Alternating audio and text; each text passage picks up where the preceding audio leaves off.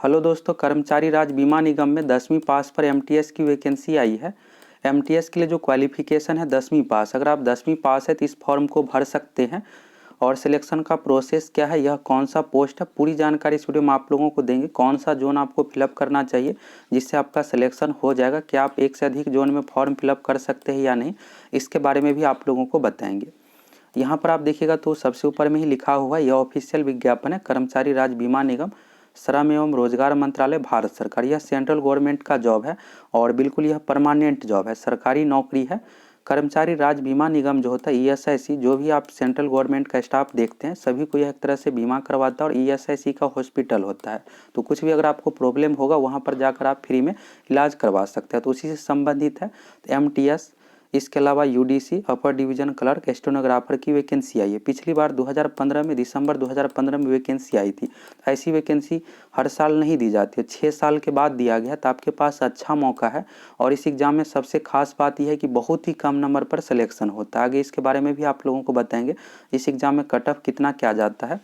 तो चलिए इस विज्ञापन को पूरा देख लीजिए और अच्छे से समझ लीजिए इस फॉर्म को कौन कौन भर सकता है, क्वालिफिकेशन क्या है। यहाँ पर आप देखिएगा तो रिक्रूटमेंट है और यह जो संबंधित है बिहार रीजन से। ईएसआईसी में जो पिछली बार 2015 में जो वैकेंसी दिया गया था उसमें भी इसी तरह से था, सभी राज्य का अलग अलग था। यह सेंट्रल गवर्नमेंट का जॉब है और राज्य हिसाब से इसमें वैकेंसी दिया जाता है। यहाँ पर आप देखिएगा क्षेत्रीय कार्यालय बिहार, तो यह पटना से संबंधित है। और अगर आप बिहार से है तो जरूरी नहीं है कि आपको पटना में ही फॉर्म फिलअप करना पड़ेगा। आप ऑल इंडिया से रिलेटेड सेंट्रल गवर्नमेंट का जॉब है, तो आप भारत में किसी भी राज्य में फॉर्म फिलअप कर सकते हैं। आपको जहां मन करे, जहां पर अच्छा खासा सीट रहे वहां पर आप फॉर्म फिलअप कर सकते हैं। तो ये डॉट आपका क्लियर हो गया। और यहाँ पर पटना से संबंधित टोटल पोस्ट देखिएगा तो यहाँ पर एमटीएस का 26 सीट है, स्टेनो का 8 है और यूडीसी का 35 है। इसमें यहाँ पर कैटेगरी वाइज अलग अलग दिया हुआ है। जनरल का 26 सीट है और टोटल मिलाकर 37 सीट हो गया। एससी एसटी में और ओबीसी में मात्र कम ही सीट है।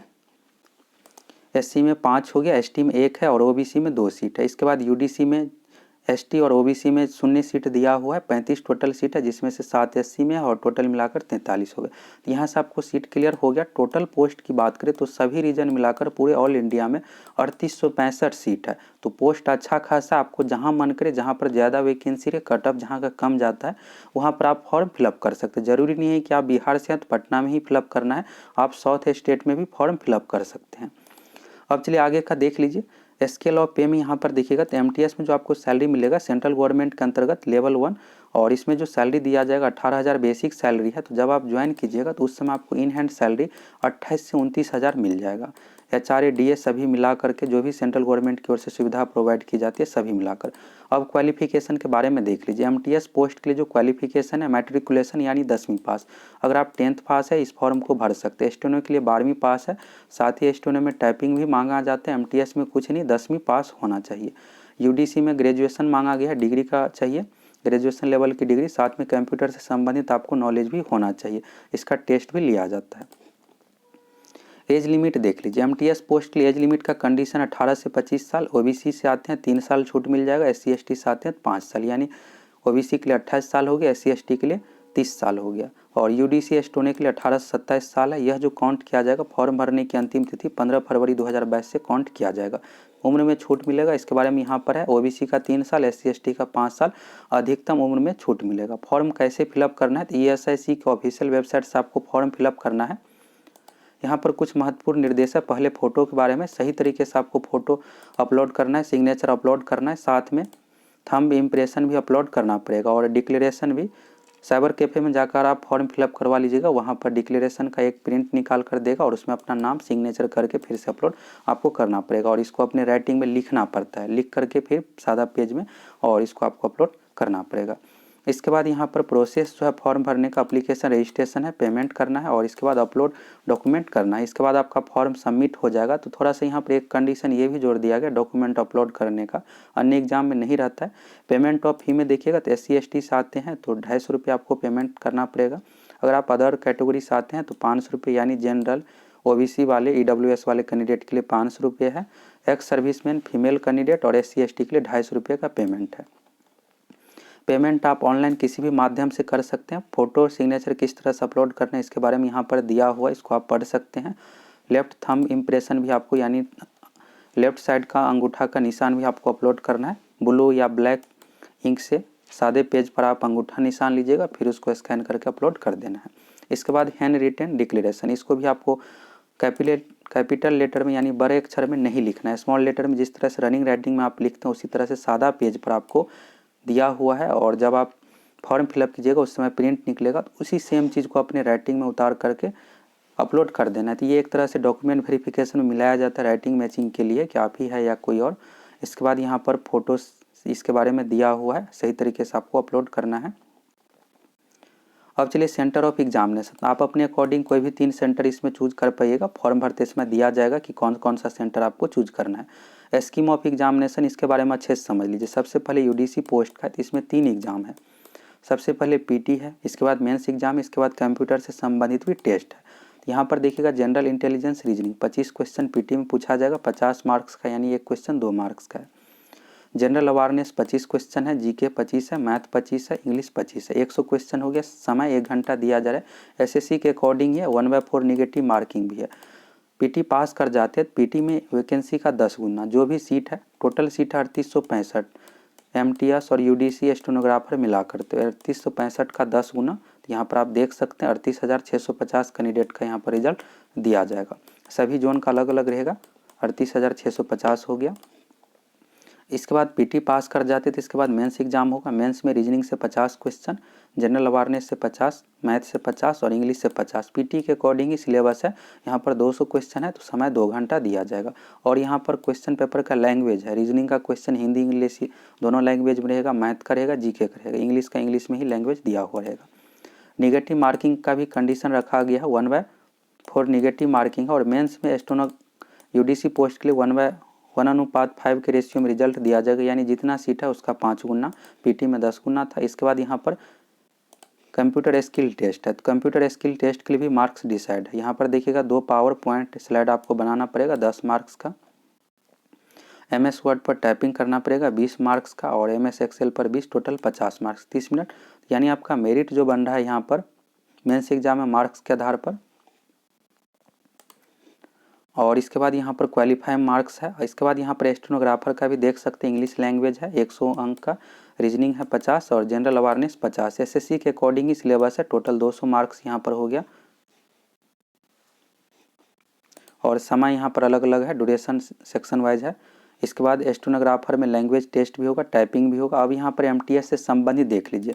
एमटीएस में 2 एग्जाम है, पिछली बार एक ही एग्जाम रखा गया था, इस बार 2 रख दिया गया है एग्जाम। तो अच्छी बात है कि यहाँ पर 2 है, चीटिंग किसी भी प्रकार का कोई धांधली नहीं होगा।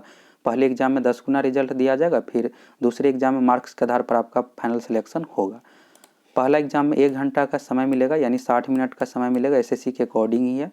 25 क्वेश्चन रीजनिंग से है, 25 जीके से, 25 मैथ से है, 25 इंग्लिश से, टोटल क्वेश्चन 100 हो गया।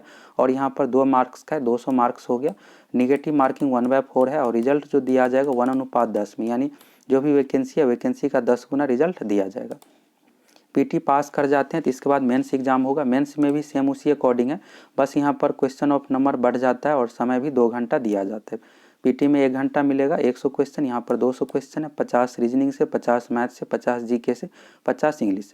आपका डाउट होगा कि क्या इसमें भी एसएससी के अकॉर्डिंग कट ऑफ जाता है, तो एसएससी के अकॉर्डिंग कट ऑफ नहीं जाता है। पिछली बार की बात करें 2015 एग्जाम का 98-99 मार्क्स पर ही सिलेक्शन हो गया था, 100 से अंदर में ही। पिछली बार भी 200 मार्क्स का एग्जाम लिया गया था, तो कुछ जोन का 97-98 ही कट ऑफ गया था 200 में से।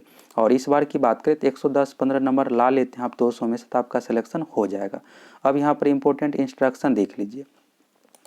फॉर्म आपको ऑफिशियल वेबसाइट के माध्यम से फिलअप करना है, और किसी अन्य माध्यम से आपको पोस्ट ऑफिस या किसी अन्य माध्यम से कोई भी डॉक्यूमेंट नहीं भेजना है। इसके बाद यहाँ पर सबसे बड़ा डाउट है कि क्या हम 2-2, 3-3 जोन में फॉर्म फिलअप कर सकते हैं राज्य में या नहीं। तो सिर्फ आप एक ही फॉर्म फिलअप कर सकते हैं। आप चाहे तो किसी भी राज्य में यानी किसी भी जोन में, रीजनल जोन में आप फॉर्म फिलअप कर सकते हैं। यह ऑल इंडिया से रिलेटेड जॉब है, लेकिन फॉर्म आपको एक ही फिलअप करना। अगर आप बिहार से है तो अगर आप चाहते हैं south state, Tamil Nadu, Karnataka fill up करना, तो वहाँ फिलअप कर सकते हैं, क्योंकि साउथ स्टेट में कट ऑफ कम जाता है। बिहार और जो भी यहाँ पर उत्तर भारत है, इसमें कट ऑफ आप लोगों को हाई देखने को मिलेगा। जहाँ पर सीट अधिक है वहाँ पर भी आप फॉर्म फिलअप कर सकते हैं। कहीं भी आप फॉर्म फिलअप कर सकते हैं, लेकिन एक ही फॉर्म फिलअप कर सकते हैं ऑल इंडिया लेवल पर। अगर आप एक से अधिक फॉर्म फिलअप कीजिएगा तो रिजेक्ट कर दिया जाएगा, इसी के बारे में यहाँ पर बताया गया है। The candidate are advise to submit single online application for a single post. Post यहाँ पर 3 तरह का है, MTS है, UDC है, स्टेनोग्राफर है। तो तीनों पोस्ट के लिए आप एक ही फॉर्म फिलअप कर सकते हैं। और आपका ये डाउट होगा क्या हम तीनों फॉर्म भर सकते हैं? बिल्कुल तीनों फॉर्म भर सकते हैं, MTS का, UDC का और स्टेनोग्राफर का। अगर आप ग्रेजुएशन पास है तो तीनों भर पाइएगा, अगर आप 10वीं पास है तो सिर्फ MTS का भर पाइएगा। लेकिन जोन एक ही आपको कोई सी जोन में फिलअप करना है। अगर आप एक से अधिक जोन में फॉर्म फिलअप करते हैं तो बाकी एप्लीकेशन को रिजेक्ट कर दिया जाएगा, एक को एक्सेप्ट किया जाएगा। इसके बाद फिर यहाँ पर बताया गया है क्या आप रीजनल या स्टेट में फिर डिफरेंट सेम फिलअप कर सकते हैं या नहीं। तो इसके बारे में यहाँ पर बता दिया गया है कि आप नहीं फिलअप कर सकते हैं। और यहाँ पर कुछ और इम्पोर्टेंट इंस्ट्रक्शन देख लीजिए। मोबाइल नंबर, ईमेल आईडी बिल्कुल सही तरीके का होना चाहिए। डाउनलोड कॉल लेटर, ESIC की ऑफिशियल वेबसाइट से आपको कॉल लेटर यानी एडमिट कार्ड डाउनलोड करना है। आइडेंटिटी वेरिफिकेशन में आधार कार्ड, पैन कार्ड, ये सब आपको लेकर जाना है। ड्राइविंग लाइसेंस और राशन कार्ड एलो नहीं रहेगा ID प्रूफ के रूप में। इसके बारे में दिया हुआ एडमिट कार्ड से संबंधित यहाँ पर निर्देश है जब आप एग्ज़ाम देने जाइएगा। और यहाँ पर स्क्रैब उसको कहा जाता है जिसको दिखाया सही से नहीं पड़ता है, तो स्क्रैब का यहाँ पर निर्देश दिया हुआ है कि स्क्रैब का भी आप एग्ज़ाम में यूज कर सकते हैं। इसके बाद यहाँ पर अदर इम्पोर्टेंट इंस्ट्रक्शन को देख सकते हैं, इसको भी आप पढ़ लीजिए। तो यहाँ पर जो भी मूल बातें थी विज्ञापन के, इसके बारे में आप लोगों को बता दिए। फॉर्म भरने की जो अंतिम तिथि है 15 फरवरी 2022, अभी फॉर्म भराना शुरू नहीं हुआ है। नोटिफिकेशन जारी कर दिया गया, सेम पिछली बार के अकॉर्डिंग ही है। पिछली बार भी दिसंबर लास्ट में इसका नोटिफिकेशन जारी किया गया था। 2015 में वैकेंसी आई थी और 2016 में इसका एग्ज़ाम लिया गया था। तो हम आप लोगों को 2016 एग्ज़ाम का क्वेश्चन पेपर दिखाएंगे। 2016 में ही ऑनलाइन एग्ज़ाम लिया गया था और हमारे पास क्वेश्चन उपलब्ध है 2016 एग्ज़ाम का। MTS, UDC सभी पोस्ट का क्वेश्चन पेपर दिखाएंगे। साथ ही आप लोगों को कट ऑफ भी दिखाएंगे। इसका रिजल्ट जब जारी किया गया था तो कट ऑफ कितना गया था। अगर आप लोग चैनल पर नए हैं तो ज़रूर जुड़ जाइए। यहाँ सबका ये डाउट क्लियर हो गया कि आप कितने पोस्ट के लिए फॉर्म फिलअप कर सकते हैं और कितने राज्य में फिलअप कर सकते हैं। यह जो जॉब है सेंट्रल गवर्नमेंट का जॉब है। जॉब बहुत अच्छा है, इसमें कोई भी वर्क प्रोफाइल नहीं, आराम से जॉब करने वाला है। टोटल पोस्ट की बात करें तो 3865 पोस्ट है, सभी राज्य मिलाकर। सभी राज्य में अलग अलग यहाँ पर वैकेंसी दिया गया और सभी राज्य का अलग अलग है। आप जिस भी राज्य से आते हैं जहाँ चाहे आप वहाँ पर फॉर्म फिलअप कर सकते हैं। और एग्ज़ाम सेंटर भी आपको ऑनलाइन फॉर्म भरते समय ही फिलअप करना पड़ेगा। चूज कर सकते हैं 3 सेंटर, उसी अकॉर्डिंग आपका सेंटर दिया जाएगा। फॉर्म आपको ESIC की ऑफिशियल वेबसाइट से फिलअप करना है। अभी फॉर्म भराना शुरू नहीं हुआ है, 15 जनवरी 2022 से शुरू होगा। कैसे क्या फॉर्म भरना है, तैयारी करना है और इसका तैयारी भी करवाएंगे। साथ में प्रीवियस ईयर का क्वेश्चन भी आप लोगों को दिखाएंगे, पिछले साल का कट ऑफ भी दिखाएंगे कितना गया था। कट ऑफ इसमें हाई नहीं जाता। अगर आप चैनल पर नए हैं तो ज़रूर सब्सक्राइब करके जुड़ जाइए।